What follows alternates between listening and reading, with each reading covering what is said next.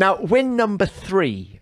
Let's go to the Hungaroring now. It's 1990. You had a very good record in Hungary, third in 88 and 89. Did you go into that race feeling particularly confident? Well, I was on pole, and I knew that the car was good at that track.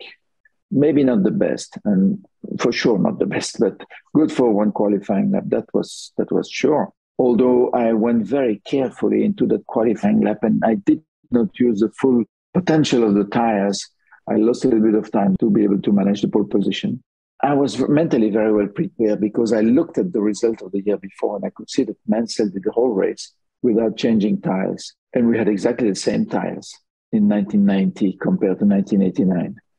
And I thought, the car is not the best one. So some people are quicker than me and will be quicker than me in the race. But if I can be on pole and start on pole because I have the best engine and the best suited engine for that kind of racetrack with a lot of torque, maybe not the maximum power, with a lot of torque coming out of the corners. If I'm in the lead on lap 1, I will be until the last lap. That I was totally convinced of that, unless something happens. And in the race, I thought, well, if I stop, I lose the race because, first of all, the team was not prepared, not trained enough to change tires quickly. So I would have lost, 10, 15 seconds in the pits, maybe 5 to 10 seconds more than the teams that were prepared and trained for that. So for me, it was no go. Stopping for tires was absolutely no go for these two reasons. If I'm in the lead, I stay in the lead. That's it. Secondly, if I stop, I lose the race, that's for sure. So I took the chance and went all the way up to the end. And in the end, there was no rubber left on the tire. I mean, the left rear tire, you could see the thread. I mean, this white thread, that there was no rubber anymore on the tires. I was very lucky to finish, and I don't think I would have been able to do 5 more laps with the tires, and certainly not with the brakes. I had the disc, the brake in my office, and there was no material left on the disc. I was extremely lucky to finish first. Thierry, let's get this straight. You had no brakes. You had no rubber on your. No. I had brakes. But I still had very good brakes. I mean, they were working very well. But I think one more lap and it would have exploded. But everything was on the limit. And I want to know how you dealt with having that yellow helmet of Ayrton Senna on your gearbox for so much of that race. Describe the intensity of that.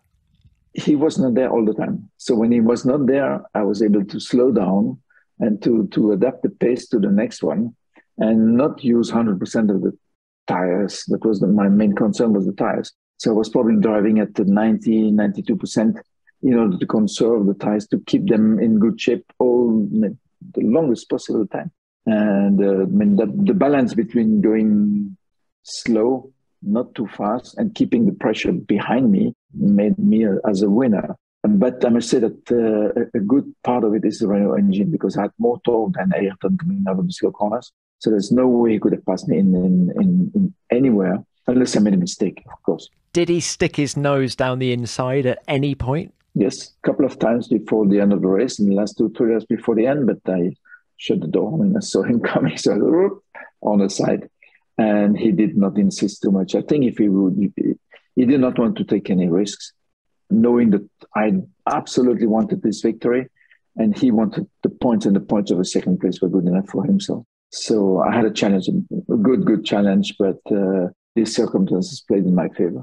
Well, it was a great challenge. And to beat a man like Ayrton Senna in that way, does that make this your most satisfying win in Formula One? Not many people have been able to, or can say that they've beaten Ayrton Senna on a one-to-one fight. So I'm one of the few, and I'm very proud of it. Very, very proud of it, yes. He beat me many, many times, but at least one time I succeeded. What did Senna say to you on the podium? Well, we were, I say we are because for me, he's still there, still with us. But we were very, very good friends. I mean, Ayrton was my best friend and probably my only real friend in the world of Formula One. So we had a normal, I would say, friendly chat about the race. And he said, if you do that again, I mean, if I block him in the straight, if you do that again, I will hit you. As a joke, but